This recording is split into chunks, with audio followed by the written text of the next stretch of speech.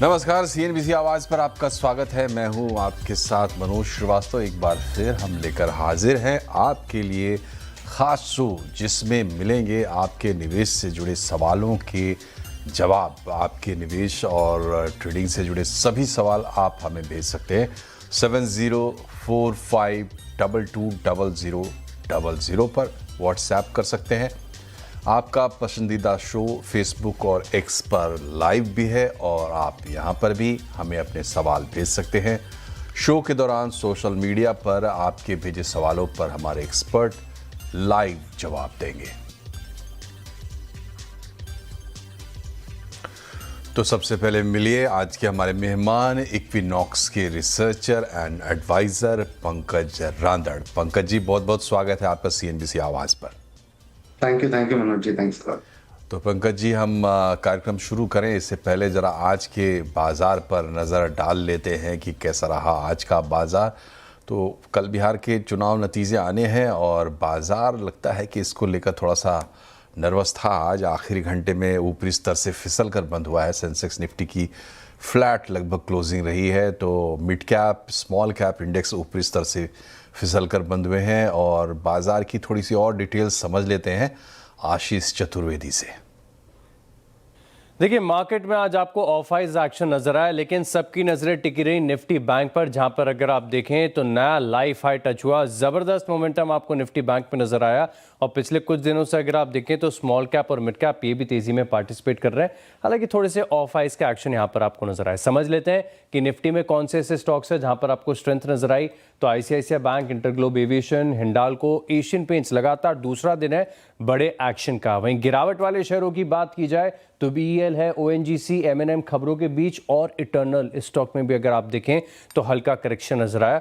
पूरे मार्केट्स को समझिए, यानी ब्रॉडर मार्केट्स में अगर आप देखा जाएगा तो बायोकॉन लगातार तेजी, हिंदुस्तान जिंक बड़ा मूव देखने को मिला, प्रेस्टीज एस्टेट्स नतीजों का रिएक्शन, और अशोक लेलैंड में नया लाइफ हाई टच हुआ।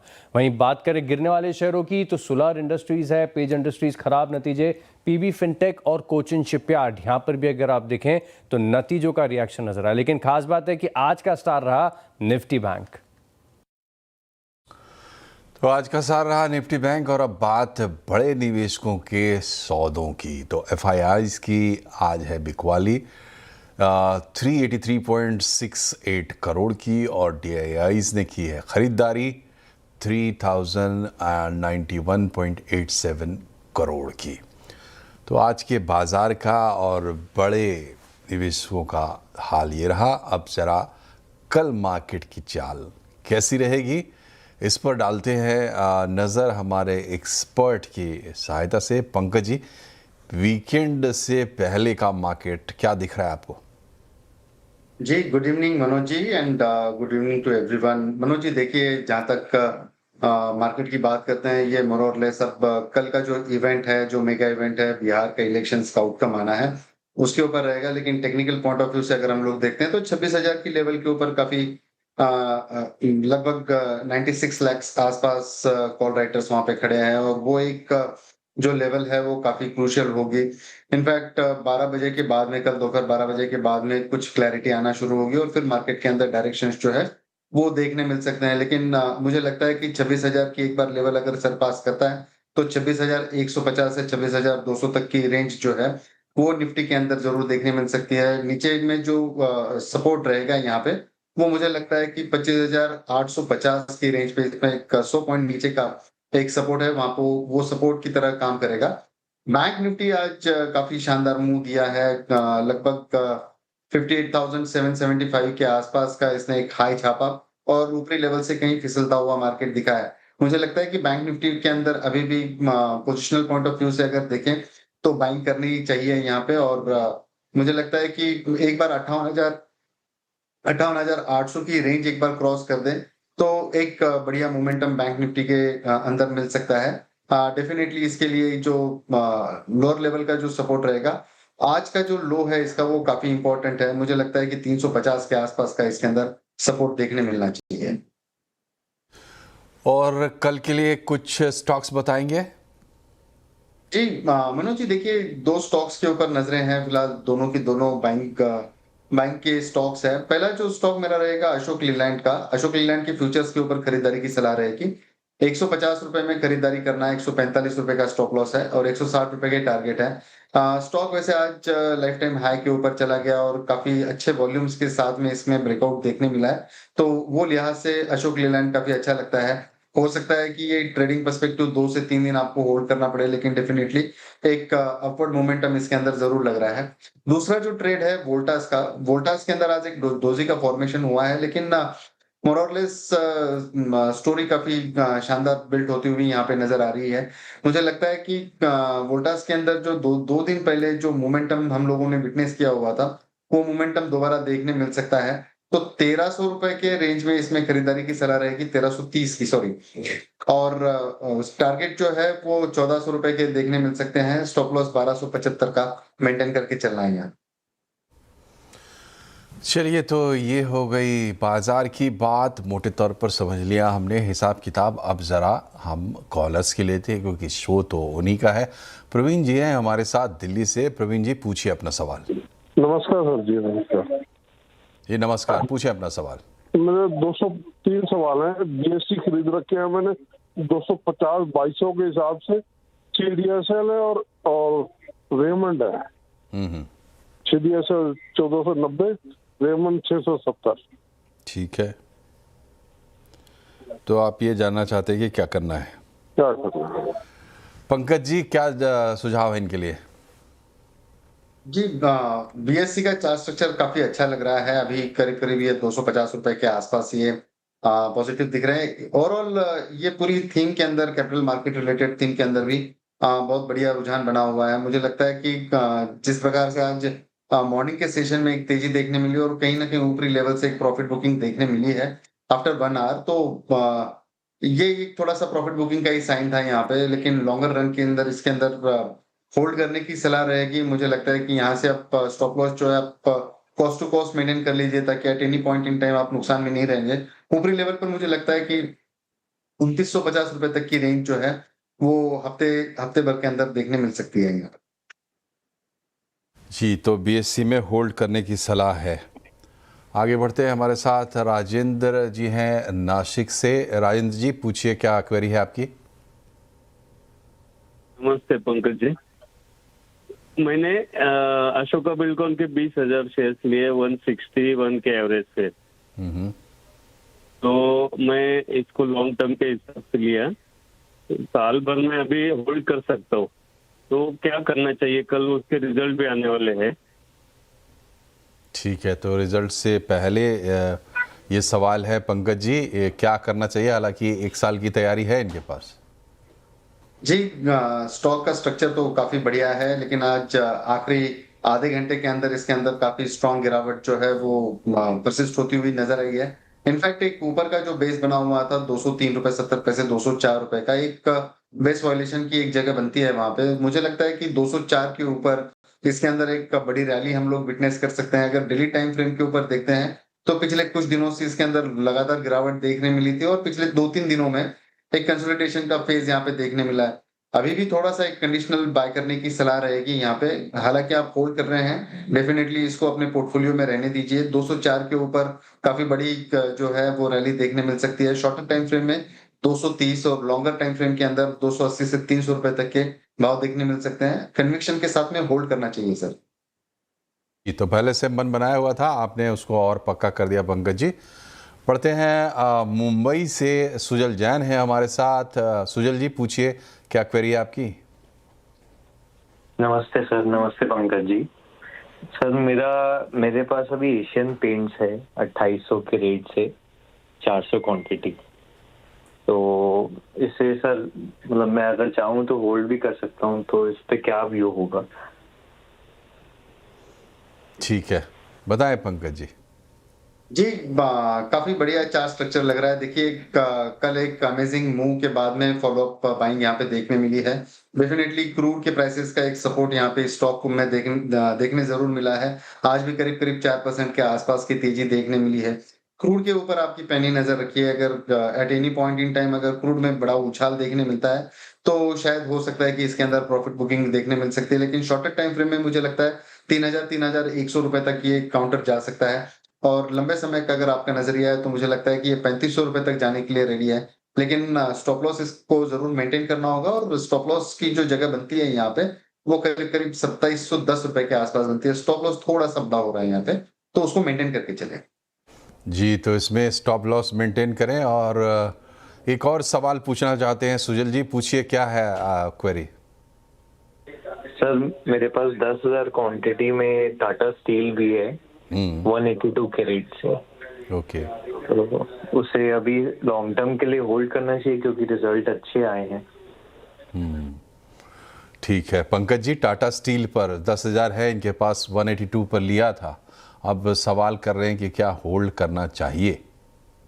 जी बिल्कुल, रिजल्ट तो बहुत शानदार आया है, लेकिन रिजल्ट आने के बाद में आज ऊपरी लेवल से थोड़ा बहुत यहाँ पे मुनाफा देखने मिला है, और ओवरऑल मार्केट का जो स्ट्रक्चर है वो कहीं ना कहीं थोड़ा साइडवेज पॉजिटिव जरूर है। ओवरऑल ये काउंटर के अंदर भी बाइंग इंटरेस्ट काफी जनरेट होते हुए नजर आया है। मुझे लगता है कि इसको होल्ड करना ज्यादा मुनासिब रहेगा। 160 का एक स्टॉप लॉस मेंटेन करें यहाँ पे। ऊपरी लेवल पर मुझे लगता है 210-220 रुपए तक के टारगेट देखने मिल सकते हैं। शॉर्टर टाइम फ्रेम का होराइजन रखें यहाँ पे 6 से 8 महीने का, और जरूर इसको होल्ड करने की सलाह रहेगी। 6 से 8 महीने का होराइजन देखें। और बढ़ते हैं आगे, एक और कॉलर हमारे साथ हैं, अंकुर राजपूत। अंकुर जी पूछिए क्या सवाल है आपका। Good evening sir. Good evening, पूछिए पूछिए। सर मेरा सवाल ये है, जियो फाइनेंस पे मैंने 343 के पे 550 बाई कर रखा है, तो अभी 5 साल के लिए होल्ड कर सकता हूँ, तो उस पर क्या व्यू रहेगा। और एक और है सर, मैंने ये ग्रो का अभी जो लॉन्च हुआ है आईपीओ, उसको भी लिया है मैंने, 370 क्वांटिटी है 131 के रेट पे। दोनों के लिए 5 साल रहेगा सर। ठीक है, तो पहले क्वेरी और फिर बाद में पंकज जी बताएं जियो फाइनेंशियल पर क्या राय रहेगी आपकी। जी मनोज जी, देखिए जियो का चार्ट स्ट्रक्चर काफी अच्छा है। पिछले 3 दिनों के अंदर जो तेजी यहाँ पे देखने मिली है वो काफी शानदार तेजी देखने मिली, लेकिन आज ऊपरी स्तरों से डेफिनेटली थोड़ा घटते हुए नजर आया है। ये स्टॉक अपनी वॉच लिस्ट में मैं रखता हूँ, और जब जब मैं शो पे हूँ आप लोगों के साथ में, मैंने इसके अंदर एक बड़ी रैली की भी बात करी हुई है। मुझे लगता है नो वंडर अगर आप 5 साल इसको अगर होल्ड करते हैं तो 4 डिजिट्स के अंदर भी अगर ये स्टॉक का रेट लगे तो कोई इतना सरप्राइजिंग नहीं होना चाहिए। लंबे नजरिए से इसको होल्ड करके चले। स्टॉप लॉस जो है यहाँ पे आप 230-240 के आसपास का यहाँ पे मेंटेन करें, जो कि क्लोजिंग बेसिस पे रहेगा। ऊपरी लेवल मुझे लगता है कि अगर आप स्टैगर्ड वे में इसके अंदर एक एसआईपी के जरिए भी अगर पैसा लगाते हैं तो 5 साल के अंदर मुझे लगता है 4 डिजिट के आसपास इसको देखने जरूर मिल सकता है। जी, तो टारगेट तो बिल्कुल खुला है, लेकिन यहाँ पर आपको बताना ज़रूरी है कि आप जो चैनल देख रहे हैं CNBC आवाज़, इसका स्वामित्व रिलायंस के पास है, और जिस शेयर की हमने बात की वो भी रिलायंस से जुड़ा हुआ है, तो यहाँ सफाई ज़रूरी थी। लेकिन एक और क्वेरी थी इनकी, पंकज जी, ग्रो के 131 के रेट पर 300 शेयर लिए हैं, क्या करना है उसमें, ये भी पूछ रहे हैं। जी देखिए, चार्ट्स के हिसाब से तो बोलना बड़ा मुश्किल होगा, लेकिन ग्रो ये सबसे बड़ी कंपनी है।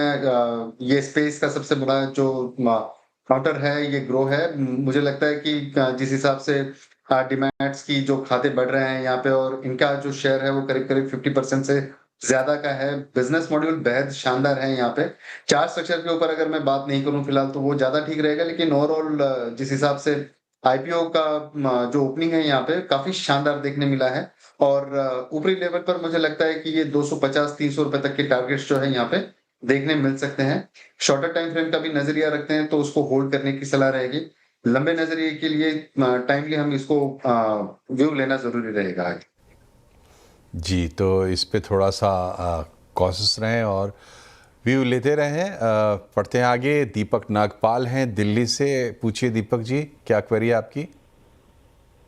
सर मेरे पास JSW एनर्जी है, 600 शेयर है, 524 के रेट पे है। मुझे कैसे होल्ड करना चाहिए या क्या करना चाहिए। बार बार नीचे आया था, फिर 555 जाता है मैक्सिमम, फिर ऊपर नीचे आया था 517 पे आ जाता है। क्या करना चाहिए मुझे इसके लिए। जी, तो फिलहाल तो प्रॉफिट में है, मगर करना क्या है ये समझ में नहीं आ रहा है, बताएं पंकज जी।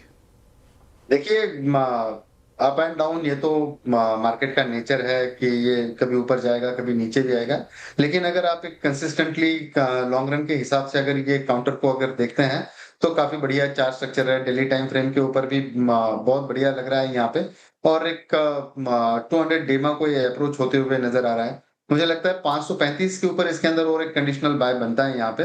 होल्ड करने की सलाह रहेगी। शॉर्टर टाइम फ्रेम के अंदर 580 से 610 रुपए तक के टारगेट देखने मिल सकते हैं। स्टॉप लॉस इसको 480 का मेंटेन करके चलना है। होल्ड करने की सलाह रहेगी। जी, तो 480 का स्टॉप लॉस रखिए ध्यान में और होल्ड करके चलने की सलाह है। दिग्विजय दुबे हैं हमारे साथ बेंगलोर से। बताएं दिग्विजय जी, आपकी क्वेरी क्या है? Good evening sir. सर मैंने बजाज हाउसिंग फाइनेंस का 4,623 शेयर, हालांकि मैंने काफी अप लिया था एवरेज करके, अभी मेरा प्राइस चल रहा है 132 का, तो इसमें मुझे क्या करना चाहिए? जी बताएं पंकज जी। जी देखिए, ये भी सवाल का बार बार पूछा जाता है और इस माध्यम से मैं हमेशा यही कहने की कोशिश करता हूँ, कंपनी काफी बढ़िया है। हालांकि जब इसका आईपीओ आया तो काफी चर्चा में रहा हुआ आईपीओ है। हालांकि जो प्रदर्शन है वो बिल्कुल नाम के हिसाब से थोड़ा सा समझ में नहीं आ रहा है, लेकिन डेफिनेटली मुझे लगता है कि ये अभी इसका एक बेस बन रहा है यहाँ पे 104 105 के आसपास में। होल्ड करने की सलाह रहेगी। स्टॉप लॉस जो है स्ट्रिक्टली 85 का यहाँ पे मेंटेन करके चले पोजिशनल पॉइंट ऑफ व्यू से, और नजरिया थोड़ा सा लंबा रखें यहाँ पे 4 से 5 साल का। मुझे लगता है 250 से 300 रुपए तक के रेट्स इसके अंदर देखने जरूर मिल सकते हैं। जी, तो अच्छी तस्वीर बता रहे हैं पंकज जी, उसके हिसाब से होल्ड करने की सलाह भी दे रहे हैं, तो होल्ड कीजिए और स्टॉप लॉस का ध्यान जरूर रखिए। आगे बढ़ते हैं, भूपेंद्र है हमारे साथ मुंबई से। भूपेंद्र जी बताएं। नमस्कार सर। नमस्कार, पूछिए अपना सवाल। श्याम मेटेलिक के 50 शेयर हैं 963 में। ओके, तो इसका क्या करना है सर? एवरेज करें या इससे निकल जाएं? एवरेज करें या इससे निकल जाएं, ये है दुविधा। बताएं पंकज जी। देखिए, ये स्टॉक की जो तासीर है काफी एग्रेसिव है। बेसिकली ये स्टॉक के अंदर एक लोअर लोज के फॉर्मेशंस पिछले काफी दिनों से देखने मिल रहे हैं। इनफैक्ट अक्टूबर महीने से इसके अंदर एक लगातार गिरावट देखने मिली है। 20 डेमा कंपेयर 200 डेमा भी ये ब्रेक करके अभी नीचे ही ट्रेड कर रहा है। अगर यहाँ पे अगर हम लोग मानते हैं कि कहीं एक बेस बन रहा है तो वो 840 के लेवल्स है। एक छोटा सा स्टॉप लॉस मेंटेन करके चले 830 820 की रेंज का क्लोजिंग बेसिस के ऊपर, और इसको होल्ड करने की सलाह रहेगी। थोड़ा अगर रिस्क टेकिंग अगर कैपेसिटी है आपकी, तो कल मार्केट का सिनारियो देखकर इसके अंदर थोड़े जो शेयर्स है वो अभी और भी ऐड कर सकते हैं with the same stop loss. मुझे लगता है ऊपरी लेवल पे 920 और 960 रुपए तक की लेवल्स देखने मिल सकती हैं। जी, तो थोड़ा इंतज़ार कर सकते हैं इसमें, और कल का मार्केट कह रहे हैं कि ज़रूर देखें। बहरहाल हमारे पास विवेक मेहरा साहब हैं मुंबई से। बताएं विवेक जी, क्या है आपकी क्वेरी? सर मेरे पास HDFC बैंक के की प्राइस पे 500 क्वांटिटी है, लॉन्ग टर्म व्यू है मेरा, मुझे इसके बारे में जानना था। और साथ में बजाज फाइनेंस क्या मैं इस भाव पे प्राइस पे ऐड कर सकता हूँ? ये मेरा एक दूसरा सवाल था। Thank you. ठीक है जी, तो पहला सवाल ये है HDFC बैंक 982 पर और 500 क्वांटिटी क्या करना है? जी डेफिनेटली कल के सत्र में हमने जो HDFC बैंक है वो 999 के स्तर छूते हुए देखें, और 1000 का अभी तक ये जो लेवल है वो सरपास करते हुए नजर नहीं आया। लेकिन डेफिनेटली काउंटर काफी स्ट्रांग है, बड़ा वेटेज रखता है बैंक निफ्टी के ऊपर।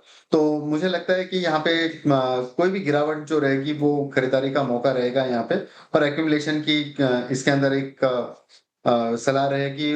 नीचे के लेवल पे मुझे लगता है कि 940 के आसपास का एक स्टॉप लॉस मेंटेन करें, जो डेली टाइम फ्रेम के ऊपर उसको मेंटेन करना है। ऊपरी लेवल पर मुझे लगता है 1100 रुपए तक के रेट्स अपने को देखने मिल सकते हैं। बहरहाल इसके अंदर 1 साल तक का आपको वेट करना होगा।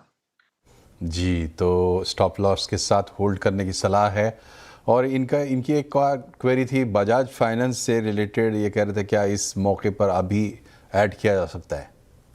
जी डेफिनेटली, देखिए 3 दिन की अगर हम लोग इसका स्ट्रक्चर देखते हैं तो जो बेस बना हुआ है वो करीब करीब 995 से लेकर 1000 रुपए तक की रेंज यहाँ पे बनती हुई नजर आ रही है। यहाँ पे अगर आपका नजरिया छोटा है या हफ्ते 10 दिन का है तो एक ब्रेकडाउन की कगार पर ये स्टॉक है। जब भी ये 995 टूटेगा, मुझे लगता है कि ये 950 तक की एक रेंज दिखा सकता है, लेकिन वहां से दोबारा बाइंग इसके अंदर रिज्यूम होनी चाहिए। काफी बड़ा हेवी वेट काउंटर है, होल्ड करने की सलाह रहेगी अगर आप लंबे अवधि के निवेशक हैं तो।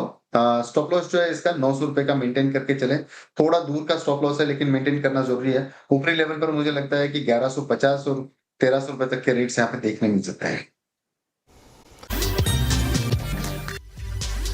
ब्रेक के बाद एक बार फिर से आपका स्वागत है। आप देख रहे हैं आपके निवेश से संबंधित क्वेरीज के जवाब। हमने कई कॉलर्स के क्वेरीज ली और उनके जवाब दिए पंकज जी ने, और अब हम थोड़ा एसएमएस से पूछे गए जो सवाल हैं उनके जवाब ले लेते हैं। जतिन जी हैं नोएडा से और इनका सवाल ये है कि ओरिएंट सीमेंट ले रखा है 600 शेयर्स 365 के प्राइस पर, तो अब इसमें क्या करना चाहिए पंकज जी? जी, ओरिएंट सीमेंट की अगर बात करते हैं तो काफी वल्नरेबल इसका स्ट्रक्चर रहा हुआ है। लोअर लोज के फॉर्मेशंस बनते हुए नजर आ रहे हैं। मुझे लगता है कि इसके अंदर से एग्जिट करने की सलाह रहेगी जिस हिसाब से चार्ट स्ट्रक्चर है, और वॉल्यूम के कंसर्न्स जो है लगातार इसके अंदर देखने मिल रहे हैं यहाँ पे, और वॉल्यूम के साथ में सेलिंग विटनेस होती हुई नजर आ रही है। फिलहाल के लिए इसके अंदर एग्जिट की सलाह रहेगी। जी, तो ओरिएंट सीमेंट से एग्जिट की सलाह है इस वक्त के लिए अगर आपने उस प्राइस पॉइंट पे लिया है तो। और अगली क्वेरी है छोटू डागा की नागपुर से। इनके पास टाटा एलेक्सी के 6 शेयर्स हैं और 6,647 के रेट पर हैं। लॉन्ग टर्म के लिए लिया है, लेकिन अब मन में सवाल उठ गया है पंकज जी, तो जवाब तो देना पड़ेगा। क्या सलाह रहेगी इनके लिए? जी, अगर ये लंबे अवधि के निवेशक है तो डेफिनेटली इसको होल्ड करने की सलाह रहेगी, और कोई भी डीप अगर यहाँ से और मिलता है यहाँ पे तो इसमें एक्यूमुलेशन की सलाह रहेगी। 5,200 तक इसको एक्यूमुलेट कर सकते हैं। लोअर रेंज में इसमें हम लोग समझ के चलते हैं 4,950 का एक स्टॉप लॉस यहाँ पे मेंटेन करना है। ऊपरी स्तरों के ऊपर जब ये 5,850 की लेवल सिग्निफिकेंटली क्रॉस कर देगा तो उसके बाद में ये काउंटर के अंदर एक वन वे तेजी देखने मिल सकती है। इवेंचुअल टारगेट जो इसके मुझे नजर आते हैं 6,400 रुपए तक के। जी, तो कुल मिला के कहना ये है कि होल्ड कर सकते हैं, और लंबे समय के लिए लिया था तो करना भी चाहिए। दामोदर धूत साहब हैं अहमदाबाद से। इनके पास टैनला प्लेटफॉर्म है 600 के रेट पर 500 शेयर्स हैं। पंकज जी, इनके लिए क्या सलाह रहेगी? जी, डेफिनेटली पिछले काफी दिनों से ये स्टॉक जो है डेली टाइम फ्रेम पे कंसोलिडेशन की फेज में नजर आ रहा है। फिलहाल 20 डेमा और 200 डेमा के नीचे ये फिलहाल स्टॉक ट्रेड कर रहा है, लेकिन कोई चिंता वाली बात नजर नहीं आती है। तानला प्लेटफॉर्म्स ने काफी शानदार रिटर्न्स डिलीवर करे हैं पिछले 3-4 सालों में। कंटिन्यूअसली अच्छे परफॉर्मेंसेस मिले हैं चार्ट्स के ऊपर। मुझे लगता है इसमें होल्ड करने की सलाह रहेगी with the stop loss of 575। ऊपरी लेवल पे मुझे लगता है टारगेट शॉर्टर टाइम फ्रेम में 725 तक के देखने मिल सकते हैं। अगर आपका नजरिया और भी लंबा है 3-4 सालों तक अगर आप इसको होल्ड करते हैं तो पुराने रेट्स इसके 1,000 रुपए तक के जो है वो जरूर देखने मिल सकते हैं। होल्ड करने की सलाह रहेगी सर। होल्ड करने की सलाह है और लॉन्ग टर्म का नज़रिया है तब तो ज़रूर होल्ड कीजिए। और हेमंत है हमारे साथ, माफ़ कीजिए उनका एसएमएस आया है और उनकी क्वेरी है एनसीसी से रिलेटेड। 150 शेयर्स है और 250 के अराउंड बाइंग रही है। वो ये क्या करें पंकज जी? सर जी देखिए, मनोज जी, पिछले ये पूरा हफ्ता और पिछला हफ्ता अगर आप देख रहे हैं तो वॉल्यूम्स काफी स्ट्रॉन्ग इसके अंदर देखने मिले, और उस पूरे वॉल्यूम के साथ में यहाँ पे जो है वो स्टॉक के अंदर गिरावट देखने मिली है। काफी वल्नरेबल रहा हुआ है ये भी स्टॉक। इसके अंदर भी मुझे लगता है कि फॉर द टाइम बिंग और भी ज्यादा गिरावट इसके अंदर बढ़ सकती है यहाँ पे, तो शॉर्टर टाइम फ्रेम के लिए इसके अंदर से एग्जिट करने की सलाह रहेगी। 155 से 160 की इसकी रेंज रहेगी जहां पे इसमें खरीदारी की हम लोग सोच सकते हैं, लेकिन फिलहाल के लिए स्ट्रिक्टली एग्जिट करने की सलाह रहेगी। तब में एग्जिट ले लेना है, और बाइंग की रेंज क्या होगी ये भी बता दी पंकज जी ने। और हमारे शो को ख़त्म करने का समय भी आ गया है।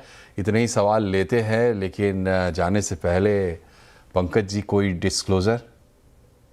जी बिल्कुल, ये जो भी राय मेरी है वो मेरी अपनी निजी राय है। अगर कोई ट्रेड करता है मेरी राय के ऊपर तो अपने वित्तीय सलाहकार से जरूर राय मशवरा करके ले। Thank you very much.